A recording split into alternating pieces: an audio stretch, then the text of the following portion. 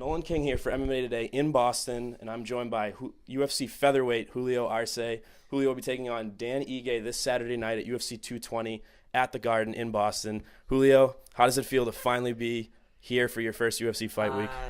I am just beyond excited. Like this moment, the card that I'm fighting in. That it was a journey, but you know what? I trusted the process. I had the right people guiding me, and now I'm here. Absolutely, and it wasn't always easy. I know you had the fight. The last time we saw you was at Contender Series. You fought Peter Pettis, and it was a pretty dominant fight in your favor. You landed a ton of big shots there to end the fight. Then, for some reason, you didn't get the UFC contract. When that happened, what were your emotions like? Were you disappointed? Were you discouraged? Were you motivated? What was going through your head there?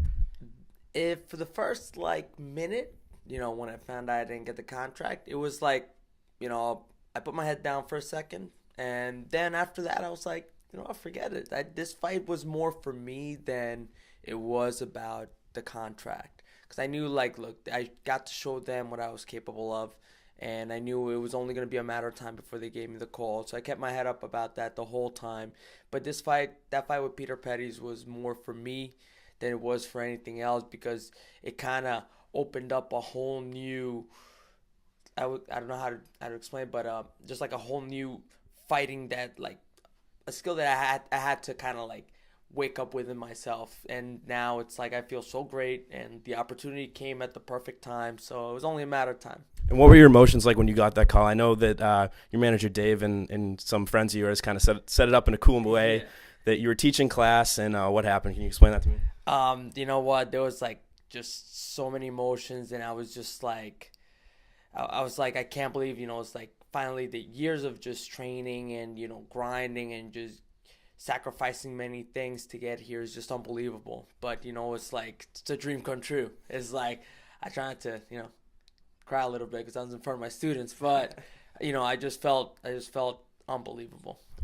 Absolutely, and I said this to you earlier, but it's almost like a home game for you. You're from New York, but you're fighting a guy from Hawaii. You have a ton of you and Shane have a ton of friends, family coming out for this one. Talk about that a little bit. That must be pretty cool. Well, it's great because, usually people that fight their first time in the UFC have to fly out somewhere else. And then for me, I was like, oh, man, I got a 3-hour ride away. Normally it's like a 4-hour ride when I have to fight in AC, but I'm fighting Boston, not that far. It's perfect. I mean, look, the stars aligned, and it was my time. Just super excited for it. And you get to fight with Shane on the same card. Yeah, and with my teammate on the card. He's a monster. He's on the main card. So it's just been an unbelievable experience so far. That's amazing, and looking forward to your next opponent, Dan Ige, another Contender Series guy who had a very impressive performance and was also not signed. What are your thoughts on him and the matchup that he presents to you? Perfect matchup.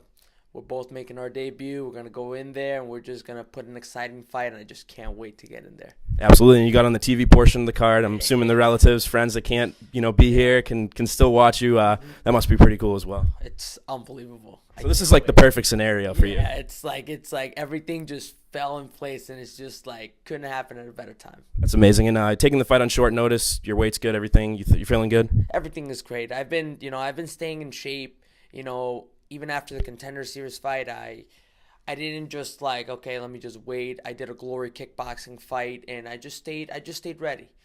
All this time, I've just been staying ready. Even when I'm not getting ready for a fight, I'm constantly just training, whether it's helping my teammates get ready for their fight and just keeping myself in shape, because I never knew when the opportunity was going to show up. So it's better be ready than have to suffer. So everything just went great. That's perfect. That's great to hear. And I got to ask you, too, this. I know some fighters like to do this, other ones don't. I won't be offended either way. Do you have any type of prediction for this fight on how it's going to end, or are you keeping your options open? You know what?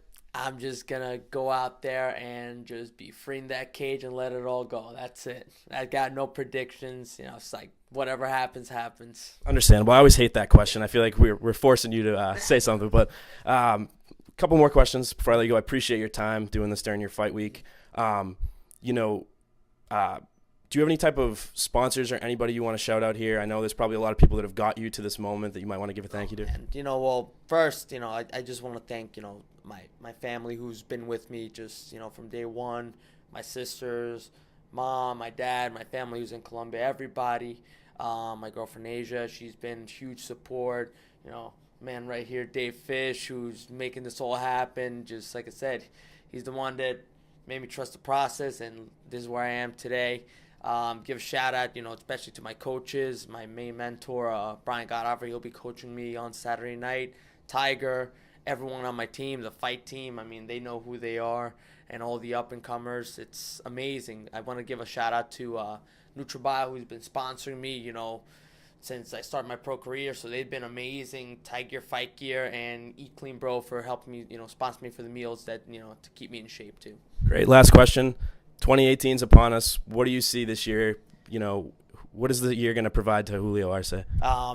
First, I want to get this fight, and now it's from here is just starting this new journey and climbing up this mountain and aim to get to the top. That's it. Just, this is my first opponent, and I got many more in front of me, and I just can't wait to just start taking on people just one after the other. That's it. Awesome. And there he is, Julio Arce. Julio's taking on Dan Ige this Saturday night at the TD Garden in Boston, Massachusetts. UFC 220. It will be the first fight on the Fox Sports 1 prelims. Make sure to tune in at 8 p.m. And Julio, thanks for joining me during your fight week, man. Thank you for having me.